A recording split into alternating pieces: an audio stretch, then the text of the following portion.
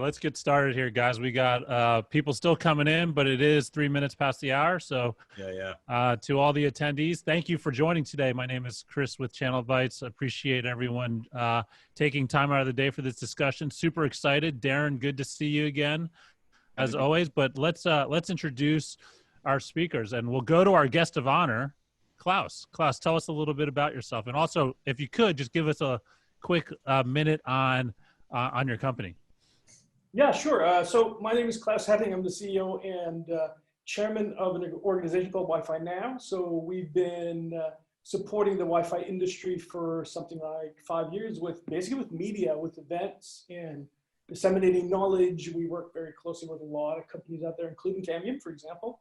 And we just want to tell everybody what a great business Wi-Fi is, really, and make sure people know about the great solutions out there and all the great technology coming out and so on. So that's really what we do in a nutshell. Cool. So you are located where? I'm in my office in Aarhus, and Aarhus is the second city of Denmark. And it actually, if you do go down to the harbor area, it does look like that, but that's obviously a green screen, but it does actually look like that. It's quite a beautiful place. Yeah. Great. Well, thanks for joining us. I know it is the end of the day there. Our next guest is Jonathan from Cambium, and Jonathan, I think when we talked yesterday, you told me that you still have yet to get a haircut. I have during COVID. So is that the beginnings of a mullet? I see. It is. I'm giving you the full side view there. You know, it's I started as a joke with the family. I said, not until there's a vaccine, I wasn't going to cut my hair, and so. I'm starting to pay for that now. So it's a trip to actually do a video call right now. I try to just turn off my video most days. If I had your luscious locks, I'd be showing them off. So Jonathan Kidwell with Cambium Networks. I'm oversee our North America enterprise sales division for Cambium. Been in the business for a little over 20 years. Different companies and also as an end user from a Wi-Fi standpoint.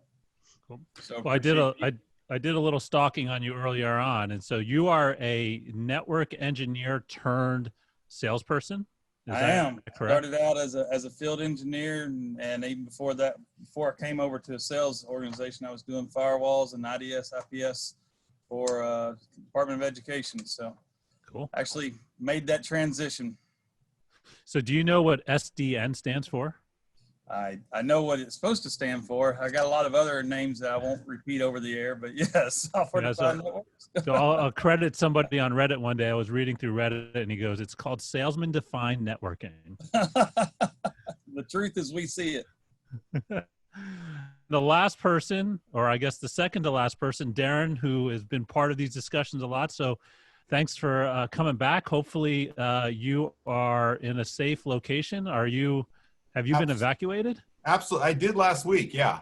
So I'm in California, in the eastern side of San Jose, and we did get evacuated for a couple of days last week.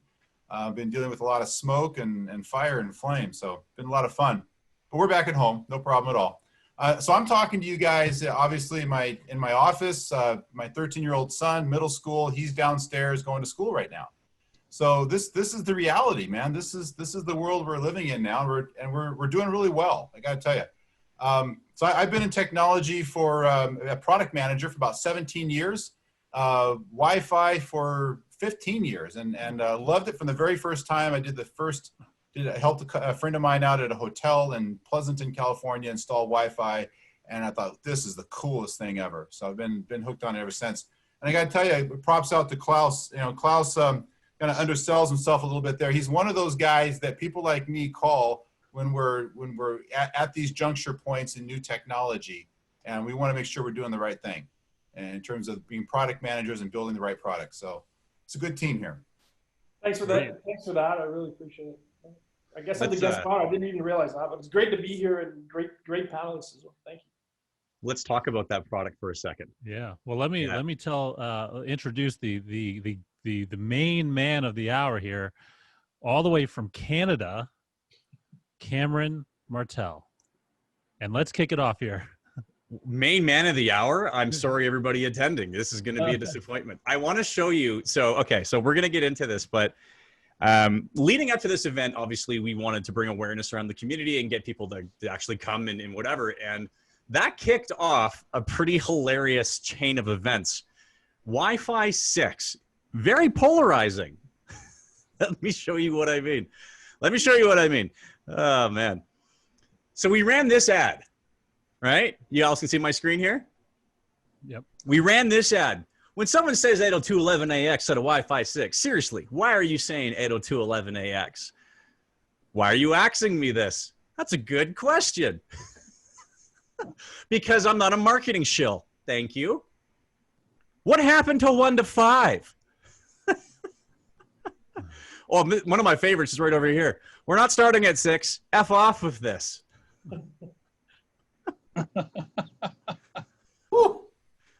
Because I'm an engineer, not a salesperson. Cameron, you make friends easy. It's not my ad. I'm just saying. But what's interesting is I've been in digital marketing in some form or another since 2005.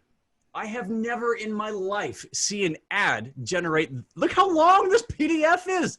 These people are pissed, or they're not. They're educating. It was amazing to me. It's amazing to me because clearly there's a little bit of something going on in the community about Wi-Fi 6.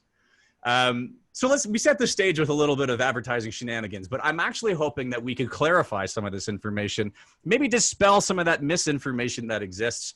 And Darren, I'd like you to kick us off with that. What is Wi-Fi 6? Well, you know what, Cameron, I see a new internet ad coming on at Taboola or something, 10 things you need to know about Wi-Fi 6. Number 7 will shock you.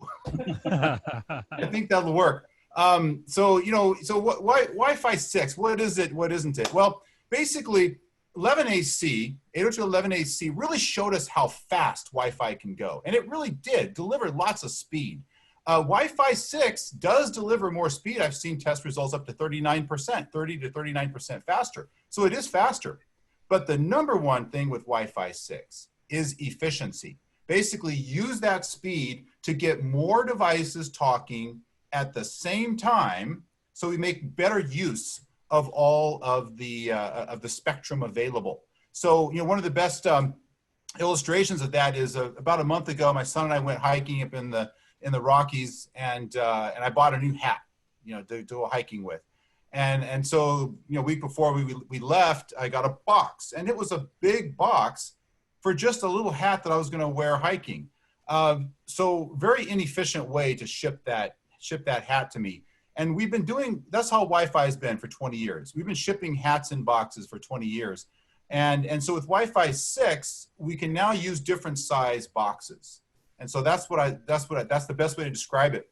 Cambium likes this technology because we're building better access networks inside buildings, and we're using this technology, the 802.11ax standard from your email chain there. We're using 802.11ax for building better fixed wireless outdoor networks. So we love this technology. It's very adaptable. That was pretty quick. Yeah. So no, I'm just. And if he had hair like I do, he wouldn't have to buy a hat, right? That's exactly it. You got it. Okay, listen, I'll tell you a quick story and I'll get back to business. 2 years ago, right around now, actually, my wife and I were getting ready to go for a walk. Beautiful sunny day outside. And I get out and I sunscreen my face because I want to look great forever, right? And as we're walking out, my wife stops. She goes, "Baby, don't forget your bald spot." Thanks. Yes. First time in my life I'd had that one. Thanks, baby. I did not burn. All right, so building on that, it sounds like there's a lot into the Wi-Fi 6 that's worth getting excited about. I like the whole smaller hat or smaller box, bigger box kind of thing. Klaus, you're the kind of the independent analyst, I guess. What do you think? What do you think people listening to this right now or later on should be excited about with this new tech? There's a huge amount of new technology going on in Wi-Fi 6, right? By the way, I should just start by saying it's true, of course, that the Wi-Fi Alliance, who creates these denominations, these names, right, Wi-Fi 6 and so forth, also made it possible to call something Wi-Fi 5, except I don't think we'll ever see a product being marketed as Wi-Fi 5, because why would you do that? But I mean, technically it's It's the AC version, the so-called the 802.11ac. So yeah, so 1 to 5, I don't think you're ever going to see. Well, I mean, some of them practically don't exist anymore, I guess, but certainly 5 even you're not going to see, right? So we're really going on Wi-Fi 6 and moving on to 7 and so on, right? Eventually. So what's the big deal about Wi-Fi 6? Yeah, so there's a lot going on in the standard, and I think you have to think of it as a standard that will evolve, and we will unfold the many opportunities there are in Wi-Fi 6 over the next number of years. It certainly is faster, but it's very much about giving people a much better experience than they've ever had before. And I think that's going to be something fairly obvious once we get into a high density, for example, a high density situation where there's a lot of users, and you've got your Wi-Fi 6 phones, for example, you've got your Wi-Fi 6 network. You will notice that all the problems that you used to have in getting your share of bandwidth, for example, those issues will go away. So the classic case for Wi-Fi 6 is, and one of the cases it was designed for was something like a stadium, right? Or a very highly dense school environment where there's a lot of PCs and there's a lot of devices of all kinds, right? So what we've had before is that once you start piling on the devices and more devices, phones or whatever, PCs or whatever, or IoT devices for that matter, connected lamps or anything, when you pile them in and they start getting connected to the same access point, for example, then the issue is that the performance will start dropping really fast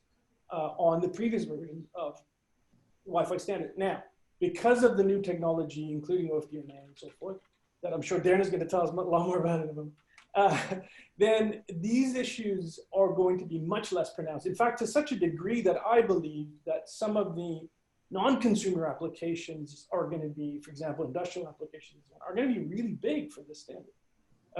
And that's one of the parts that I'm, as a business person and as a Wi-Fi industry person, really looking forward to. Because I like to divide it up into 2 parts. There's all this stuff that we know that Wi-Fi can do, it will do better, right? Much, much better. And then there's all kinds of new use cases that we haven't even really explored, where Wi-Fi 6 will be able to do things that we've never been able to do before with this technology. So there's those 2 pieces, and both are exciting, both are great. You know, Klaus, if I could just, add on to a little bit of your comments there about the industrial. I was talking to one of our customers recently who works in the oil and gas industry in Texas. And, up in Canada, Cameron, you guys have the same thing there. And so what he was looking at actually was using augmented reality to improve their maintenance of the transmission lines and the oil lines. And he actually was telling me that he went on a tour of some light industrial facilities in San Diego and some different places to see how augmented reality is actually being used in light industry, light manufacturing, to be very dynamic in manufacturing. And so if you think about AR, augmented reality, great, wonderful, neat technology, healthcare, telehealth, but guess what? The doctors of tomorrow and the oil pipeline workers of tomorrow, they're going to school today, and so that's where it has to start, right? That's where we're going to see these new technologies, and you're going to need the low latency. So Wi-Fi 6 delivers really low latency. That's part of the efficiency, and it delivers more bit rate to more devices. That's capacity. So lower latency, higher capacity. And we're going to see that coming into education first. Darren, just real quick, we have a couple of questions, and one of them is actually, I think, a really good one. Can we have a quick, just the layman definition of Wi-Fi 6? What is it? So Wi-Fi 6 is the certification program. It's the interoperability certification program of the Wi-Fi Alliance. So it's a standard that says that vendor A and vendor B, or this mobile phone, will work with this access point, even though from different vendors. And so it's interoperability standard, but it's based upon the IEEE standard. So the IEEE standard is 802.11ax. Wi-Fi 6 is the certification standard based upon. Wi-Fi 6 is the certification standard. So Wi-Fi 6 is not the entire 802.11ax. What they do is they take a section of it, And they have these bake-offs, and they have vendors get together, and we all contribute information and say what we think is going to be important. Then they create this certification standard and certification program. Jonathan, so Wi-Fi 6, I want to clarify one thing, that this is a confusing point here. Wi-Fi 6 works on the 2.4 gigahertz frequency.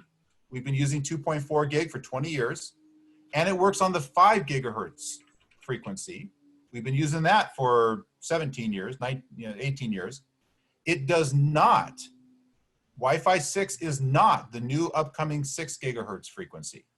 That's going to be a new certification standard. That's going to be called Wi-Fi 6E. E is an extended. Shame on you for being confused about that. Jonathan, is there anything you want to add to that? I'm pretty good. Heck, I just learned a little bit, but I know one of the questions was what's the strategy for 6E and the transition. So Darren kind of hit into that, and understanding that the chipsets that come in today don't have that 6E capability. So whatever you're buying from 6 to 6E is not going to just automatically happen from a hardware standpoint. Yeah, and so Jonathan, just to follow up on that a little bit more too, people often ask, well, should I wait? Should I wait? And here's something to bear in mind. I know we have this in our discussion plan to talk about things, but really look at the applications and devices you have today. And every device you have today, I have 20 devices in my home. They all support 5 gigahertz, all of them. So the devices you have already support the frequencies. And 5 gigahertz has got 500 megahertz of total bandwidth available.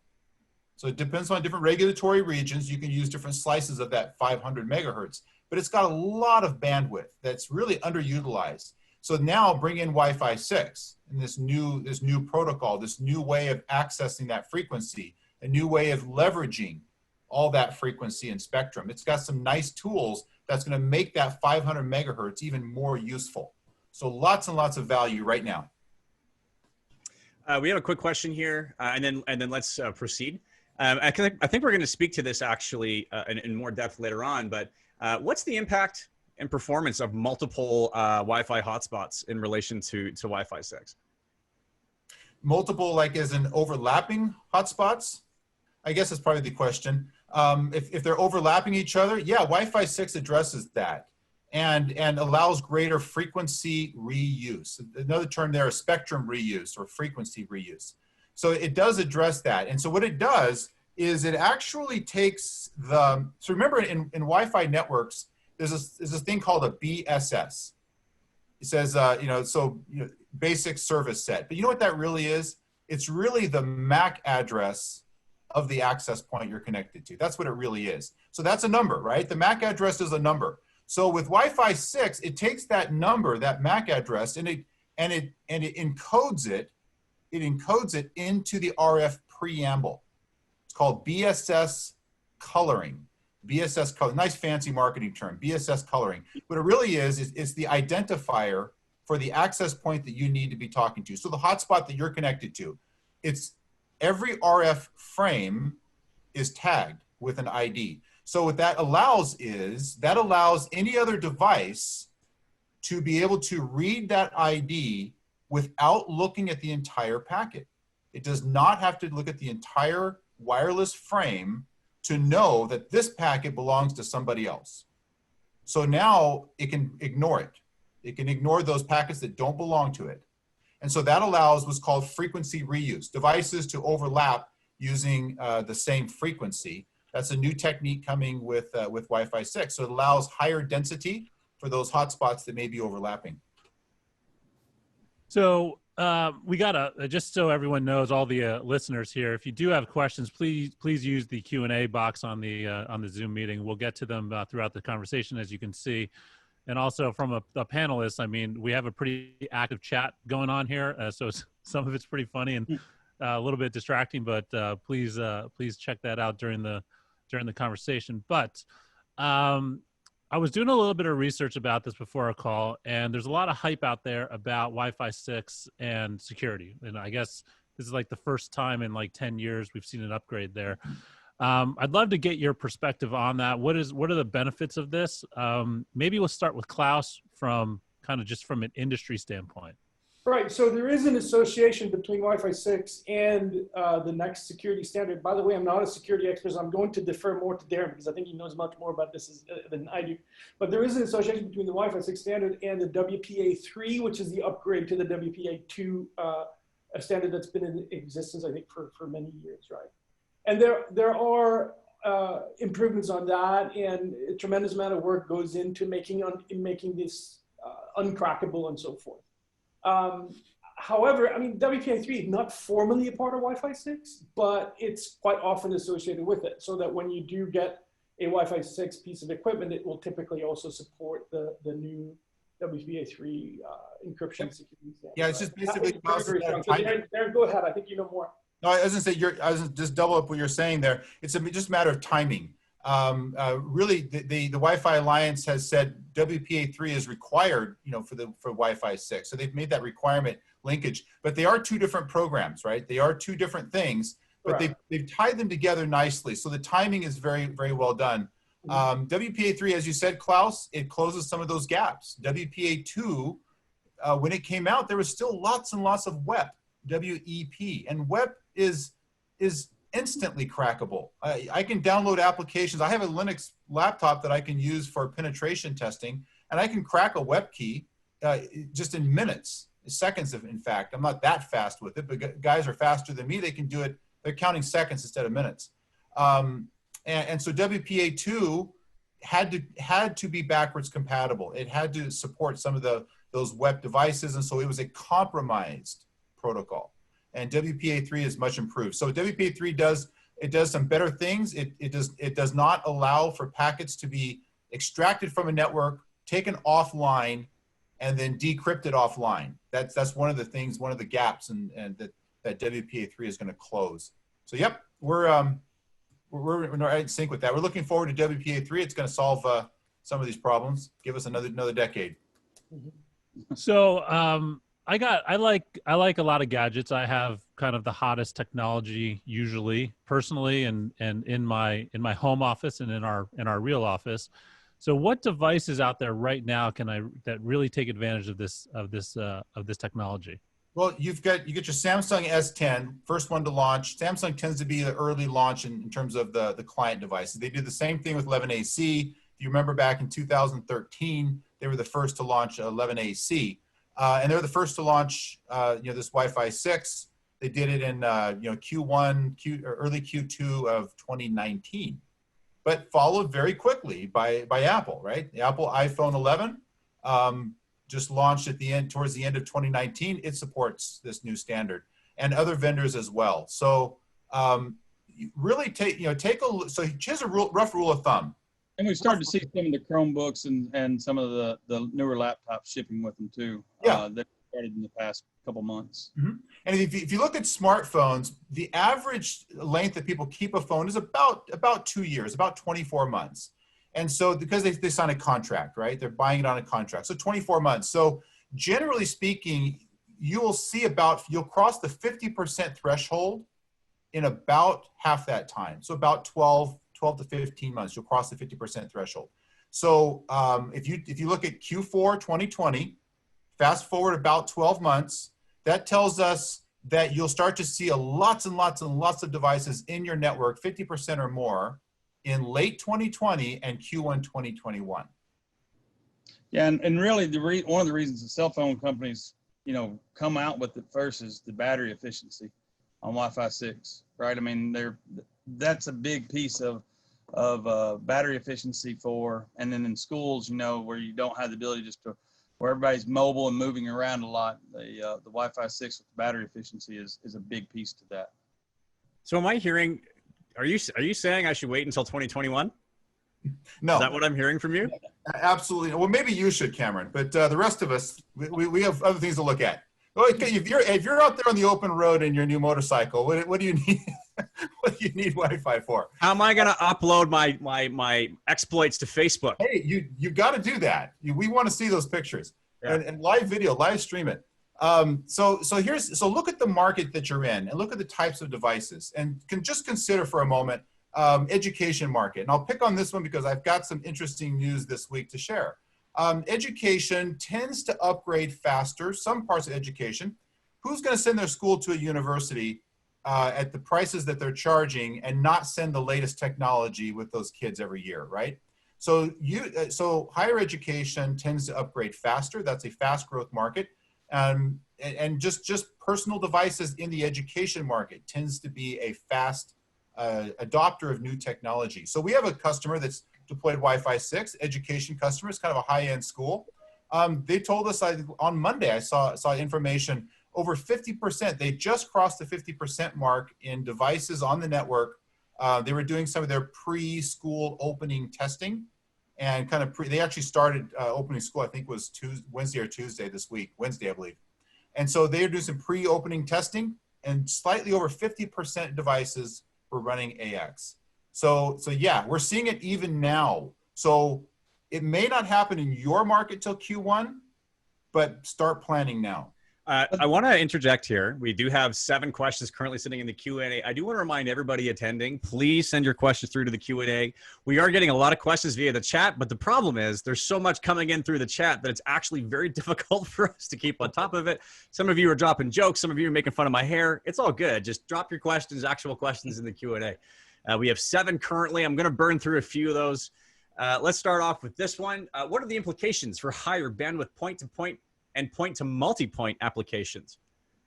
Wow, great question. So there are a lot of tools in 802.11ax. And so for example, one of the things I'm really excited about with AX is that things work in both directions. So multi-user MIMO works downstream, it works upstream, so both directions.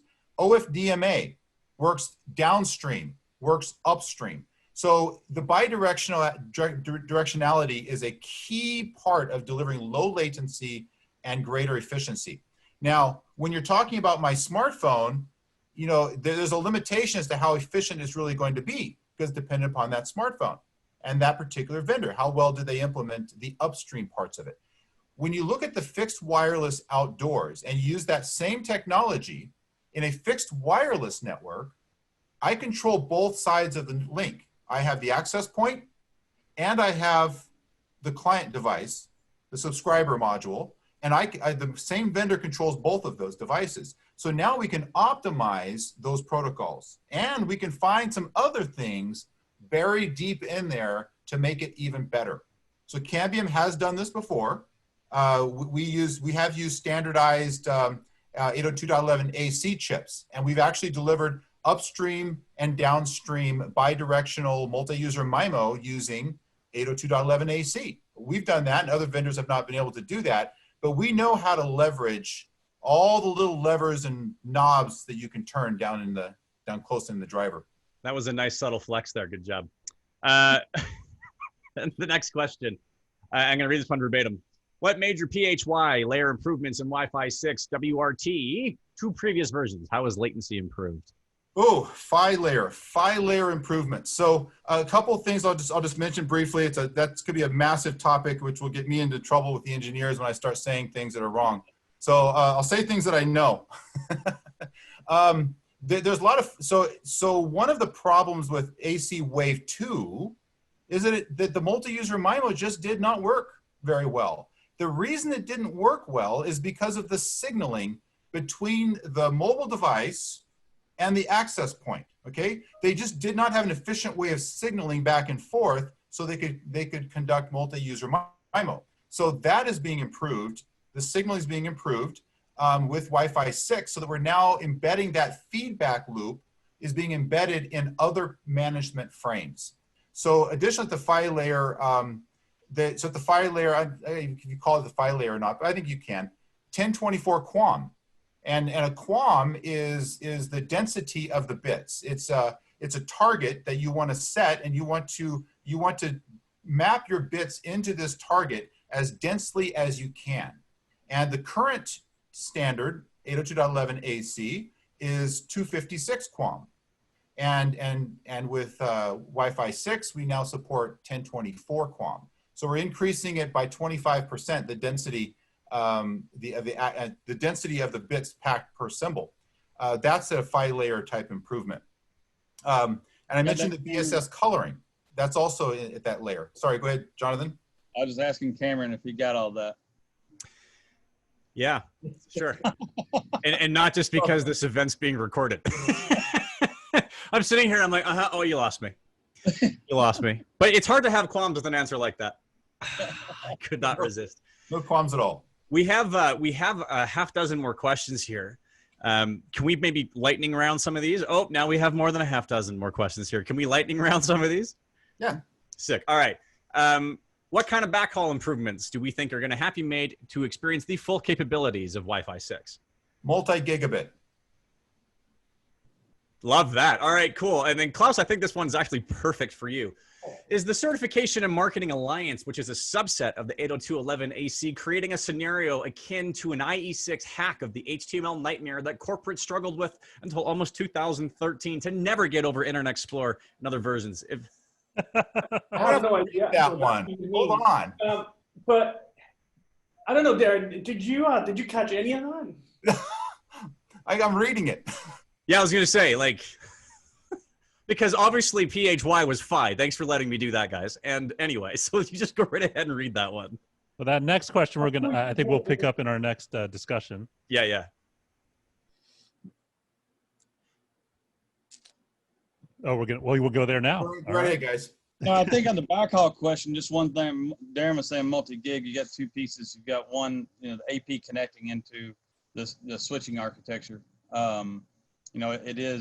It is going to be able to provide more than 1 gig, on the backhaul. So when you're talking backhaul, you're talking about, site to site from a LAN standpoint, from a WAN standpoint, but you definitely, if you're looking at Wi-Fi 6, you want to be looking at a multi-rate switch to plug into to get the full function out of it. And by the way, just Jonathan, that more than 1 gigabit, we are actually seeing that working on our high-end Wi-Fi 6 AP with 8 streams.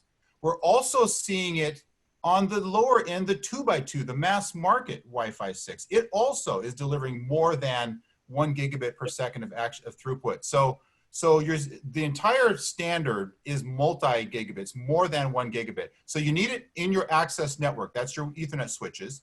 You also need it as you go outside the building. So if you're using a fixed wireless backhaul solution, you need something that can deliver that one gigabit per second or more, higher than a gigabit per second of backhaul bandwidth to really experience the full advantages.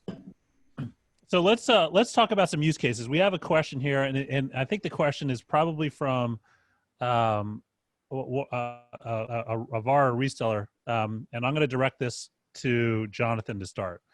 Let's talk about some use cases. How is Wi-Fi 6 being used? But let's specifically address kind of why would they want it, and what are the motives that some of these enterprises or municipalities or higher education, why would they look at upgrading to Wi-Fi 6? Yeah, so I mean, all of your, hit on this a little bit earlier, all of your existing devices are going to gain from it. So I know there was another question, does that mean I have to upgrade all my hardware on the inside my clients in order to gain the advantage of it? And you're going to get more throughput and better speed and better efficiency even with your AC clients. And then, so, that's one piece of it. But if you take it in a real world example, today's schools, whether it be high ed or K-12, both, they're going back in a hybrid learning environment today, right? And so you have situations where you got a teacher that may be coming into the school, but doing a live video stream, feed to the students at their home, or hybrid, or got a portion of the students in the classroom and another portion out. Well, those, in the past, a year ago, pre-COVID, pre the new normal, you may have 5 or 6 video streams, and most of them coming down, right, coming from outside into the school. Now this is hundreds, if not more, going up and going out of the district into the homes of the students. Like Darren's son doing a 2-way video in school right now. That teacher has to be sitting somewhere. Most likely, the schools are bringing those in. And even in this case, I saw on the news today. I won't throw the university out, but university went back last week, and I've already got over 120 students that have tested positive in the first week. and those students are being quarantined to their dorm room, but they still have to appear in class, via video. And so it's that one real world scenario can be used in telemedicine and even in the where the cars are driving up, having hundreds of cars sitting in a row waiting to get testing. We see that on the news all the time. When you start looking at the need for the efficiency that Wi-Fi 6 gives you and the speed in which it gives you, it's a no-brainer to think that every example is like Darren talks about, the always on, the social world. The tolerance for downtime is 0. I mean, so I saw this ad, and I wish I could. I tried to find it again. I actually went looking for an advertisement. I wanted to find it again. It was an ad for a stadium in Japan. It was like an info, I'm talking about, like one of those sponsored style post kind of things. Anyway, it showed this video of a person watching a game live, and then they had their phone in front of them with multiple incoming video streams. And my first thought was, how the heck do you pull that off when there's 20,000 people in that stadium? That's great. Let me just quickly. Oh, you got it. Okay, so that's been the holy grail for quite some time. It's been the target all these stadiums are looking for. When I was years ago, was at Motorola, we were talking with NFL stadiums about how to do exactly that application right there. And that's actually, I'll just Cameron, I'll just pick up one of the questions from the chat and I'll weave it into this answer here. 5G versus AX. 5G is an outdoor technology. It's a cellular technology. But if you had 5G connection inside the stadium, you're not going to be able to connect to those cameras because you're connected over the cellular network. That's the outside Wi-Fi network. So AX, it would be controlled by the stadium. And here's the key thing. If you look at a stadium, you've got one person for about every 1.5 square meters. Very compact, very dense, lots and lots of devices. And so that's where all these efficiency elements of Wi-Fi 6 actually will help those devices to get the quality of experience. Klaus, you mentioned earlier, AX is about the quality of experience. About the quality of experience, but also, yeah. Sorry to interrupt there. It's about the quality of experience, and I like to think of it as something that was designed for high density. When the standardization began, for example, this stadium example that you're talking about now was actually one of the reference cases that they wanted to solve, right?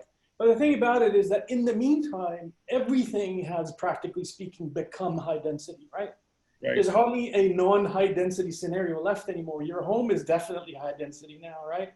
A teaching environment is high density.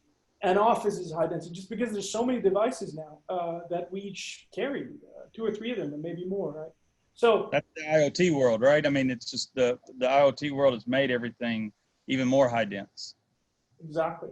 So it's actually a huge credit to the folks that worked on the standard for a number of years, that they managed, in my view, to hit the sweet spot, because now where everybody really has all these devices and we need the proper connectivity quality, we actually have it in the form of Wi-Fi 6. So that is the reason why you need to get it. It's because of now you finally have a tool that can handle all the devices that you have in your house or in your office or in a stadium for that.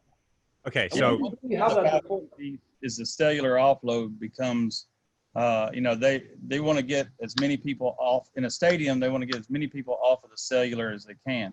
And so if they can rotate that cellular device, it has, the phone's got a Wi-Fi 6, and Wi-Fi enabled on it, they can offload that cellular call to Wi-Fi and give you, there's so many times you go, Kentucky Derby, good luck getting a cell signal, right?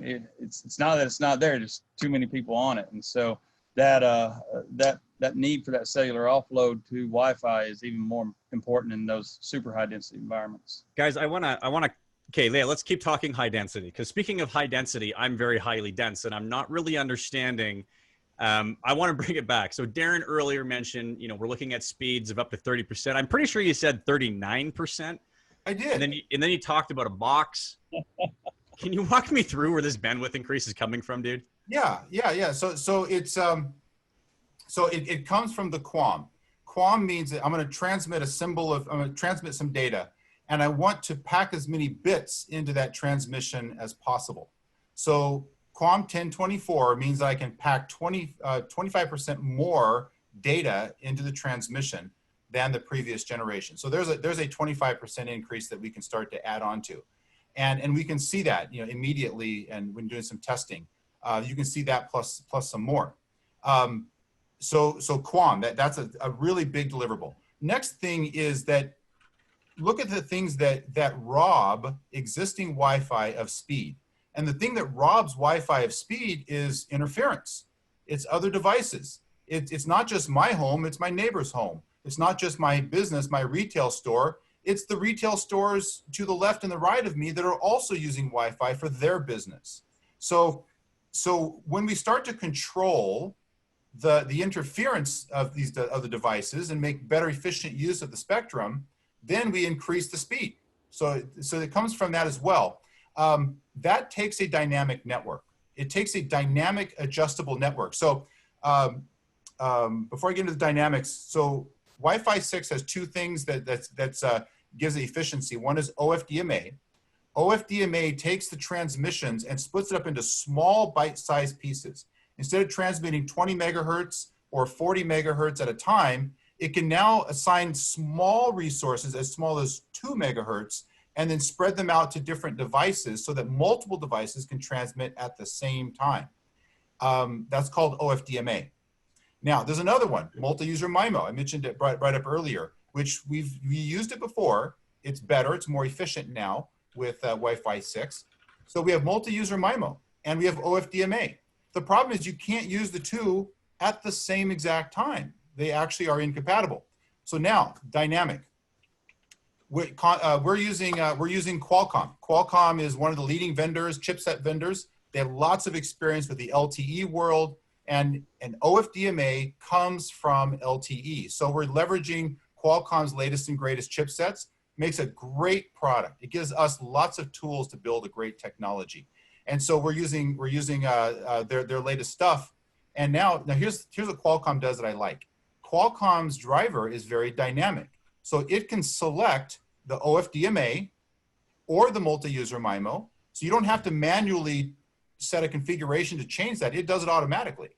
Another thing it does is, depending upon the number of devices that connect, what is the bit rate required, what is the RF interference profile for that network, then the Qualcomm driver and the radio will actually select the best combination of those little tiny slices of 2 megahertz of frequency, the best combinations of that to make the most efficient use of that transmission. So that dynamic nature is what that we like about the chips that we're using. So you mentioned Qualcomm there. I'd like to get Klaus's input on that. I mean, you're seeing this across multiple different manufacturers out there. How does Qualcomm fit into the puzzle? Yeah, I mean, Qualcomm has been one of the top technology providers in Wi-Fi for a very long time, right? And they are a cornerstone, honestly, of the industry, because if you look at how Wi-Fi technology is brought to market, the core components of Wi-Fi technology come fundamentally from the chipset vendors, and there's a handful of big ones that basically provide that technology, and Qualcomm is right at the top in that group, right? And there's no question that that they are one of the leaders, and the technology combination of OFDMA and multi-user MIMO. You can think of those in some ways as complementary, right? Because each will apply to perhaps a slightly different use case, and each will be optimized to a slightly different use case. But now we have them in the box of tools that we can use, and both make a huge difference, right? And absolutely, I mean, Qualcomm is one of the leaders in that space, no question about it. And I commend you for picking them for your equipment, and as I'm sure I would have guessed you probably would have anyway. And one thing else, just to kind of add in on that, it goes into all of our stuff. So you don't have to take there's no hit on like some low end device where some manufacturers may choose to put a different chipset in what they would consider a lower end device. We use it across the board. Cool. That's So, right. And we use it not only across the board in our access networks, we use it in our outdoor broadband. So our engineers are very familiar with how to turn the knobs and tweak it for maximum performance. Right. So I'm gonna my next question is kind of two-part. You promised multi-user MIMO with AC, and that was a false promise. What's changed? But I also want to address one of the questions that came up from one of our users. Ron, good to see you on our call. Thanks for joining. Wave 2 was a fraud, you guys. Penetrated to schools that they're stuck with for the next 5 years. Is this the same non-standard that will leave schools with poorly executed gear for your selling cycles? I was wondering if you were going to throw that grenade at them.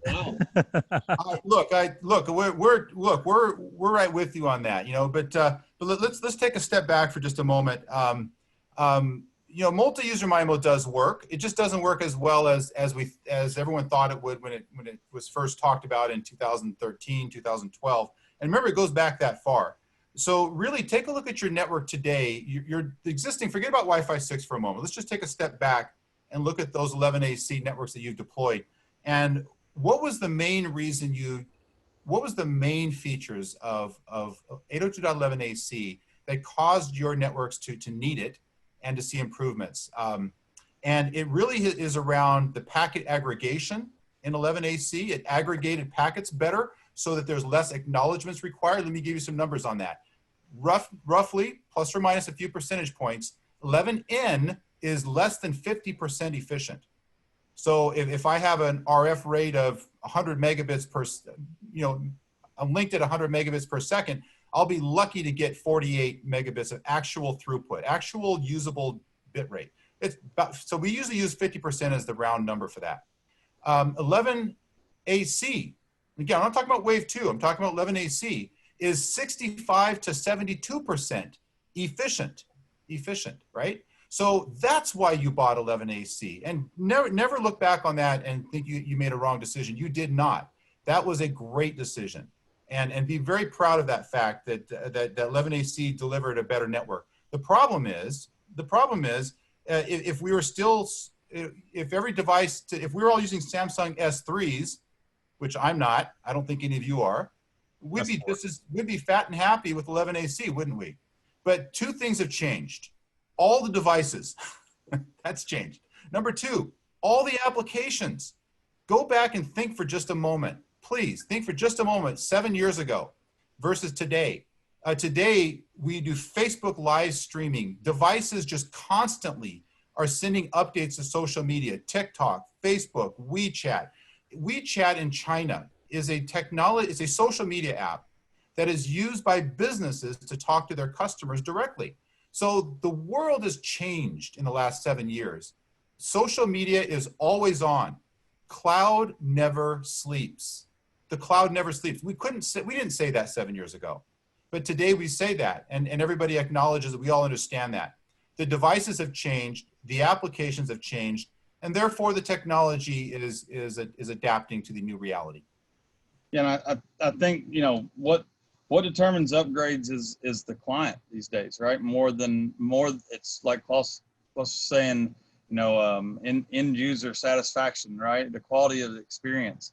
And if you still had 11N or even AC Wave 1, your quality of experience for your students or your hospital or your employees or whoever is not going to be where they expect it to be. And when you start that, whatever the experience they expect that's the demand. That's what you have to meet. And so it's I don't think it was as much of the false promise. I agree was with multi-user MIMO, but the schools that we work with AC that still have it today even saw great benefits from it, and now your AC clients moving to a Wi-Fi 6, and we have the proof show that they will continue to see greater benefits even with those AC clients by implementing a Wi-Fi 6 infrastructure. Yeah, you said something really interesting there, which is I don't think that people are going to go to university and go, yeah, so do you have 802.11ax enabled in your hallways here? I think they're just going to expect that when they go to university, their wireless doesn't suck, you know, and it's kind of like, and I feel like a total wiener for, I'm going to say it, whatever. 5 years ago, I got in an airplane and I had wireless on the flight. It was the most incredible thing that had ever happened to me. It was amazing. I worked on my flight. I made money on a flight for once. It was incredible. Now, when I got on an airplane, and it doesn't have Wi-Fi, that bothers me less than when I get on an airplane and it has slow Wi-Fi, right? Isn't that funny? So like my thoughts are people are just going to expect that this stuff is going to be in place and it's going to work. They're not going to like look down on Cambium if the network at their school is slow. They're going to look down at the school. Well, and Wi-Fi is, I mean, it's my daughter's a senior in college, and we went to several college visits, and one of the first three things that she was wanting to see was, do they have Wi-Fi outdoors? You know, that's a decision-making, one of the top decision-making pieces for universities. And it's not, do I have a signal? What can I get on? How good is my experience going to be? And then also being able for a university to turn that experience into, into potentially marketing and use it for student recruitment. And those type of things. So it's part of the experience and part of the everyday aspect. So, okay. So given that to be true, we kind of know that to be true. Klaus, why would a business choose not to invest in 802.11ax right now? I don't think there's any reason to choose not to invest in it. One thing I wanted to bring up that I think probably not a lot of people know is it's not as high end these days as you might think. For example, to the extent that Apple actually produces a low-end phone, and they don't quite, but their lowest-end phone, the Apple SE, is actually Wi-Fi 6 capable. I didn't even know that until somebody pointed me in that direction. I had to dig really deep into the specs to see if that was actually true, and it happens to be true. They don't market it much, but it is a Wi-Fi 6 capable phone. And it's just to show that it's not being necessarily marketed as high end. And I think that is a trend that has started to pick up a little bit with that device, but we'll see it more and more. And I think the acceleration of devices is going to be considerable. And if you listen to some of the analysts, there was an analyst at one of my events saying, I don't remember exactly the numbers, but he said that the number of device chipset shipments for this particular standard has actually been, the speed of the uptake has been much, much faster than for any previous Wi-Fi standard. So we are going to see these Wi-Fi 6 devices come to market faster than what has happened in previous generations of the standard, right? So I can't see any particular reason. Obviously, it's a question of where you want to put your investments in the end, right? But as everybody said on this panel, Wi-Fi is so important to everyday life practically everywhere, and business critical is in particular places that it's hard to see why you should not go down that path. Yeah, I think that's how I would probably frame it now. I personally put my investments in Bitcoin, but anyway, Jonathan, anything you want to add to that? I see one of the chats that the PoE, AT-PoE and high power PoE and the cost of multi-rate, multi-gig switching absolutely has to come into play. We've seen the network side of the house, the switching side of the house, gig PoE to the edge has been, kind of been fine for multiple refreshes, for 10, 15 years now. And, you don't have to buy all multi-rate ports. We've, got switches that have, from a cost standpoint, we have switches that only have a few multi-rate ports in them, so that you don't have to overpay for everything in your wiring closet to be that high-end multi-rate switch. And so there's definitely fiscal challenges associated with the full infrastructure. Do I have to upgrade my my cabling, right? And so when you start looking at universities and schools and hospitals and that there's a planning stance on that. And if you look at your wireless upgrades and where that goes, but I think that the new multi-rate architecture has the same amount of longevity as the gig PoE has had in the past 10, 15 year run. And then, you know, like if you're talking about at home, you know, if the AP doesn't have to offload that to the cable and can go peer to peer, right? If I don't have to ever offload that to a switch, there's some tremendous amount of peer to peer and sharing that go on your home and never offloads to the, Ethernet cable in itself. And so you know, the backhaul of that is one thing, absolutely, but you can still get great efficiencies even without upgrading your switching architecture. Hey, Jonathan, I think you're probably answering one of those questions there live, and it's a good point. Richard makes a good point. You know, a reason not to invest or something to look at is the high cost. And usually when new technology comes out, it comes out at a substantial premium, 50%, 100%. Easily, you can expect to see some of those numbers.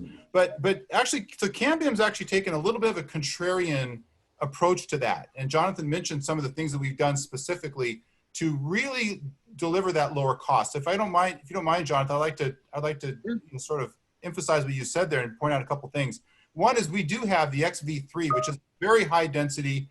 I mean, if you're looking for maximum clients at maximum bit rate, go XV3, software defined radios, top. But for the rest of the market, we should not be expecting them to buy that top tier product, right? So we have the XV2, and the XV2's price point is the same as one of our 11AC products. It's the same. And if you compare it to some of our competitors' 11AC, it's actually half the price of some of our competitors' 11AC products. So that's really, Cambium is really taking that two-step approach, right? High density, very high density, high capacity service delivery networks. We've got that product. And then the mass market Wi-Fi, no premium for Wi-Fi 6 for everybody. Now, Jonathan, you mentioned the Ethernet switch, and I think we've done some very cool things there. We looked at this and we decided that, particularly for the next couple of years, year, 18 months, 24 months, in many different markets, Wi-Fi 6 will come in smaller chunks at a time. So we have a multi-gig switch that delivers 60 watts on 6 ports. So 6 ports, multi-gigabit, 60 watts. And then there's 8 ports that are gigabit and standard PoE plus. So we did this hybrid model. And we did the hybrid model because we recognize the fact that many markets, particularly small, medium enterprise markets, they don't want to pay that twice, that 2x premium. They basically want to have no premium for Wi-Fi 6, and they want to deploy a better technology for the same price. That's what they want. So we're actually leveraging that. So that's something we can follow up on.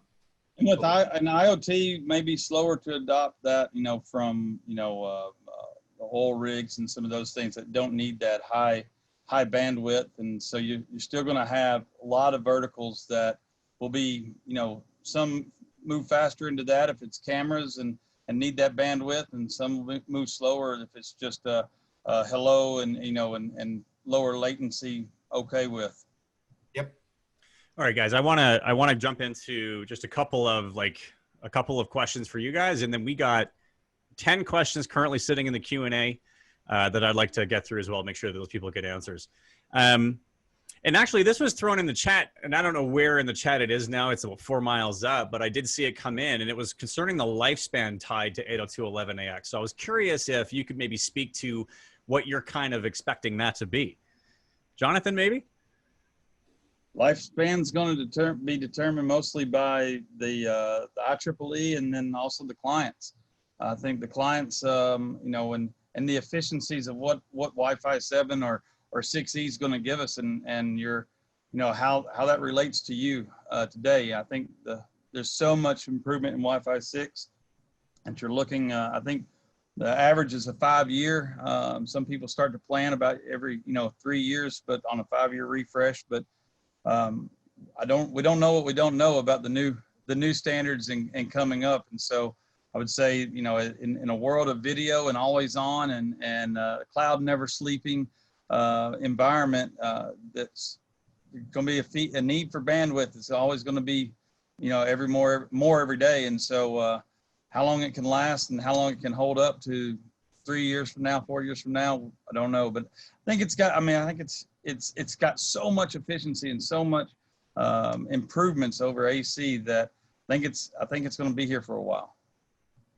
Yeah, Yeah, we're also doing. Oh, sorry, I don't want to interrupt. Klaus, did you want to? Yeah, maybe just say that from a standardization point of view, I think the view from the IEEE is the standardization body responsible for actually creating the .11 standards for AC and AX, which is now called Wi-Fi 6, and the next one I think is called BE, and that'll then be Wi-Fi 7. But yeah, so the cycle for that they've now decided is 5 years, and so that's for the standardization. But I agree with Jonathan in the sense that it will depend on what the device market looks like. I mean, there are still a lot of devices, perhaps not the sexiest devices, but maybe IoT devices, that run on standards that are very old, that are still being used, like the N standard, for example. We could also imagine that for Wi-Fi 6, there's so many features that, and we haven't even scratched the surface of that in this conversation. I mean, we probably carry on for hours and hours. There's so many features that will be used, I think, over the next few years to create new use cases, and for example, in industrial and so on, that might have a very, very long lifetime to them, because once they get integrated into, who knows, automotive and more complex equipment, then the refreshment cycle is perhaps much longer. So that means that may not change for many, many years, right? And there's use cases that, I think I maybe mentioned before. Extended range, for example, for low bit rates is a great use case for IoT. And low battery consumption is another great use case for IoT. So you can imagine, particularly in these industrial areas, perhaps that there will be many, many years of use for the AX standard, or for the Wi-Fi 6 standard, I should say, right? So yes, absolutely. 5 years, I would say, is the theoretical one, but it could be much longer than that. In certain areas, it could possibly also be shorter, in the sense that I think there will be the standard itself, or the technology that's being implemented on the basis of the standard will also evolve over the next few years, right? Well, I'm sure we'll see improved Wi-Fi 6. This is not, I'm sure also the Cambium products are not the only Wi-Fi 6 products ever to leave the Cambium factory, and that'll be it. You will have also at some point better software for them and so on, right? Guys, we have a dozen questions here. So we're already a little bit over time, but let's get into these questions. I want to make sure that we give them answers, and I'm just going to go through. Start off with this one. This one's from Tim. Tim, thank you very much you got a couple questions in here, so I'm going to get them back to back. First one, what is the key benefit of Wi-Fi 6 access point? Example, the XV38 over a legacy access point like the E410 in terms of cost difference. Like, is it 30% more expensive, or what's up? So in terms of list price, it's a lot more expensive. The E410 is a mass market. It's a mass market, good performing 11AC product. Mass market, doesn't have any extra bells and whistles, doesn't have any extra ports on it that you don't need. Just has 1 gigabit Ethernet port. Mass market, so it's priced for the mass market. XV3-8 is specifically for high density markets that are delivering high value services. And the old 410 would not work in that environment. We would not recommend it. So that's really not a good comparison. Let's take a look at the XV2. The XV2 is our 2x2 mass market 11AX. Mass market. It doesn't have any extra bells and whistles, nothing you don't need. It does have something you do need. And write this down. 2.5 gigabit Ethernet port. And not all of the competitive products have that, but always look for that. Do not settle for 1 gigabit ports, because we don't live in a gigabit world anymore. We live in a multi-gig world. So let's look at that XV2. It is our mass market 11AX with multi-gig technology. List price is US dollars, $395 US. And that compares to our E600, which is $375 MSRP. Awesome. So it's right there. Follow up. What's the roadmap in terms of CN Maestro and XMS Cloud? All right, lots of people have invested time learning CN Maestro. If they go into the Wi-Fi 6 APs, are they going to have to learn a new platform? And so reverse of that, Cameron, a lot of people invested time and effort to learn the XMS Cloud. And they're having the exact same question. So I have the same answer for both of you. The answer is that the Wi-Fi 6 APs is our first point of convergence between those platforms. So any of these Wi-Fi 6 APs, you can adopt it over here on CN Maestro. You can adopt it over here on XMS Cloud. No problem. No problem. You don't have to flip any switches. You don't have to. No new training. Yeah, simple. Okay, awesome. This one's from Richard. It appears like Wi-Fi 6 is going to be released in waves like AC was. What's the holdup on BSS coloring, IEEE, or manufacturers? What's going on? I don't know that I have the answer to that one. It's not the IEEE. The standard is there. The IEEE, writes the standards. It requires. When I described it earlier, I described it how the radio actually analyzes the RF preamble without analyzing the entire wireless frame. So that's a very tricky time-based thing to do. So the holdup is getting the drivers in the radio to be able to do that. So it's if you want to call it, you want to blame the manufacturers, let's blame it on the integrated, the IC manufacturers. But I would just say that's one of those very tricky technologies that we are absolutely looking forward to seeing it implemented. A quick question following up on CN Maestro. Is this still possible on premises? Michael's in a situation where no cloud is possible. Yes, no problem. CN Maestro on premises, no problem. Awesome. So if a carrier wants to have 802.11ax work on their own 2.6 gigahertz frequency, is there a solution for them? Not from Cambium, unless he meant 2.4 gigahertz. But 2.6 is very specific. That's probably a license. I'm not familiar with that frequency, what that is. So maybe that shows my ignorance there. If it is, let's say it was a typo at 2.4. So if it's on so AX works on 2.4. Okay. And so I do expect to see some low cost chipsets only on 2.4 gigahertz in the market, particularly to support IoT devices, temperature sensors, environmental sensors on 2.4 gig. The reason why 2.4 is because it has greater range. Right? It has greater range. It doesn't have as much bandwidth, but it has greater range. Why AX on 2.4? Well, because AX gives you the efficiencies, the target wait time, TWT, dramatically increases battery life, which is super important for battery-powered IoT devices. So I do expect that to happen. If 2.6 is a real a frequency, if it's a licensed frequency, then that's not a solution that Cambium delivers. Roger that. Can you compare Wi-Fi 6 with 5G and FWA? So yes, so fixed FWA is probably fixed wireless access, or FWB, fixed wireless broadband, probably means one of those two things. So 5G is a great technology, and Cambium's using 5G in the fixed wireless broadband market. So it gives us greater range. So if I use a 5G technology in fixed wireless broadband, I can get greater range and greater speed and efficiency. So that's a good thing. But if I need to have shorter distances at lower cost, that's going to be using 802.11ax.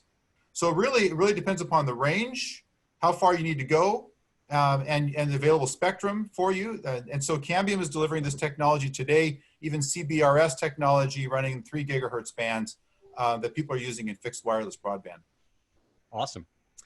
This one's from Guillermo. Will WPA3 also be implemented on devices that are not just Wi-Fi 6, or is this exclusive to Wi-Fi 6? Yes. So it's backwards compatible. It is as Klaus mentioned earlier, there's 2 separate standards, different technologies. So WPA3 absolutely is available and coming for previous generation. Speaking of Klaus, Robert asks, I believe it was Klaus who mentioned Wi-Fi 7 in passing. What is the standard name? What is the time frame expected?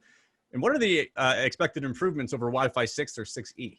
Wow, those are very good questions. I'm only just starting to dig into it now. I mean, the truth is that standardization only just started. There's actually a very good paper out that will tell you pretty much all of the tremendously ambitious goals for what will eventually be called Wi-Fi 7. And which gives me an opportunity to plug our website. So if you go to wifinowglobal.com, you will see I think it was last week's news roundup, that there is mention of Wi-Fi 7, and in there's a link to a very detailed paper from the IEEE actually on all the features, and it's super interesting. It's very detailed, very technical, but for those of you who are technically minded, you'll enjoy that. So there's basically only been a few meetings, I think. So the time frame is about 5 years, and they started, I think, maybe at the most 6 months ago. So there's 4.5 years to go until the standard is in principle was supposed to be done, right? So the standard will be called 802.11be, right? And it will eventually be called Wi-Fi 7, once the Wi-Fi Alliance decides to call it that. So officially, it's not really quite Wi-Fi 7 yet, but we do tend to call it that anyway, a little bit. And there's three, I mean, a couple of the things that they're doing is they're multiplying everything by a factor, right? So we've got the 60 megahertz channels for Wi-Fi 6, and those are going to go up to 320 megahertz channels. So, and that's just one thing, and there will be much higher order multi-user MIMO involved and so on. So it's basically more in every category, multiples more in every category. The good thing about this, and somebody mentioned that in the stream as well, I think there was a question, are you going to talk about Wi-Fi 6E or 6 gigahertz Wi-Fi on the show? I don't know if we are, but what I can say is that BE, the Wi-Fi 7 standard, together with 6 gigahertz, which is the huge amount of spectrum now allocated in the US, a little bit less in the UK, and more countries are coming on. That is going to be a combination that is, that is going to fundamentally change our connected world in ways that we can probably not imagine. That's an ambitious claim. Klaus, while I've got you, when do you expect 6E to be available? Well, so 6E, I mean, the chipsets are already available from most of the large manufacturers.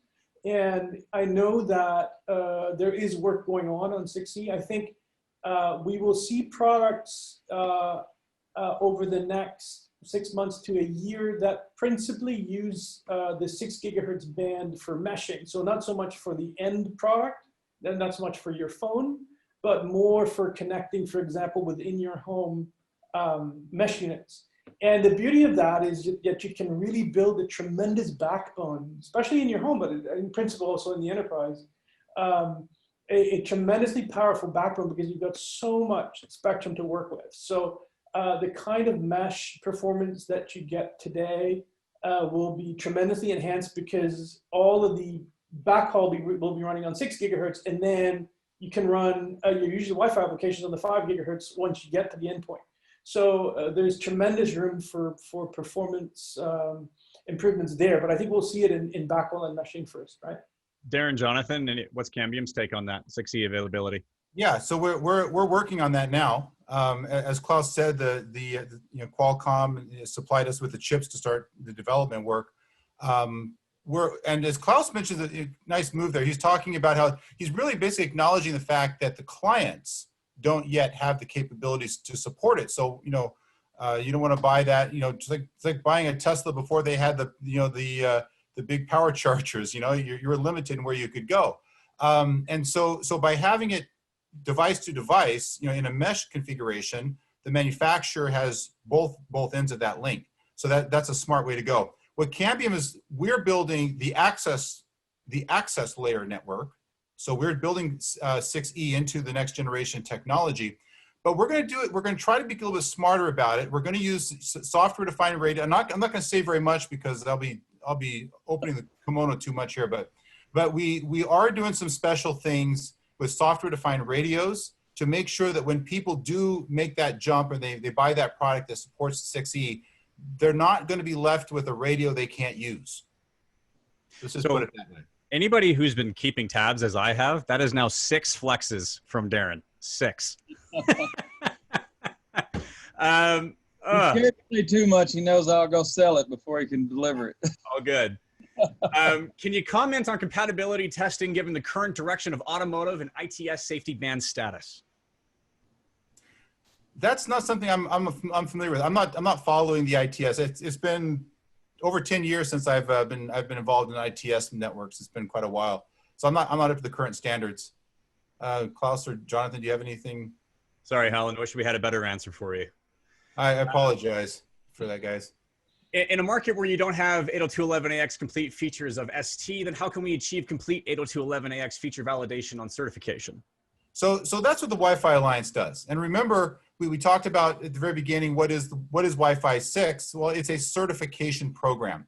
So the Wi-Fi Alliance has defined the devices that you can use to validate, that they'd use to validate Wi-Fi 6. So you don't really have to do your own validation testing.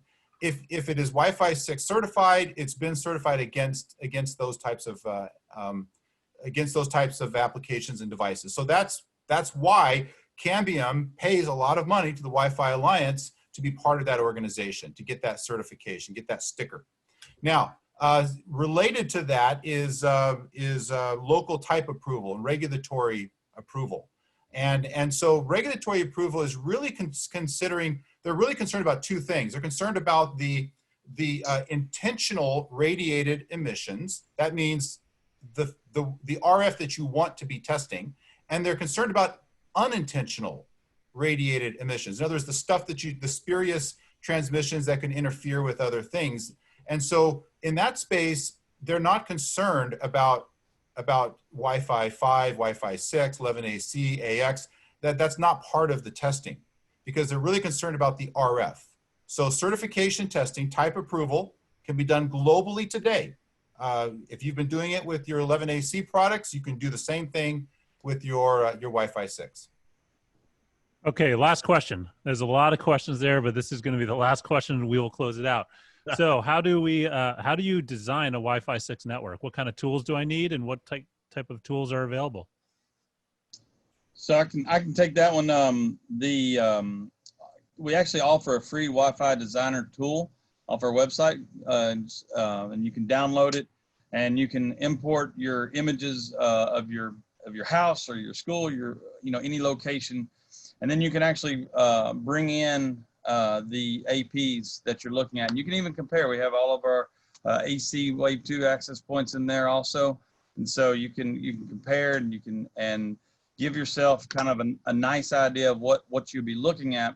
It's not meant to be an Ekahau. There's a lot of great tools out there such as Ekahau that can really go and give you even more in-depth design and model. But if you're wanting to just get a start on and just kind of have something in your mind of getting a start on it, you can just take and download your, if you have a fire escape plan or whatever, define your walls as either cinder block or brick or drywall, whatever, and it's really easy to give you a first glance, and then work with a partner or with your manufacturer on the next step. But a lot of people, you don't know what you don't know, and so that's just a real nice down and dirty way to get started with what my wireless looks like, and then you can take it down the path of, okay, I really want to see what my 2.4 is and my 5 gigahertz is, and what if I'm doing software defined radios and I'm bonding some of those together. You can do all of that at a high level with our free Wi-Fi designer, and then you can take that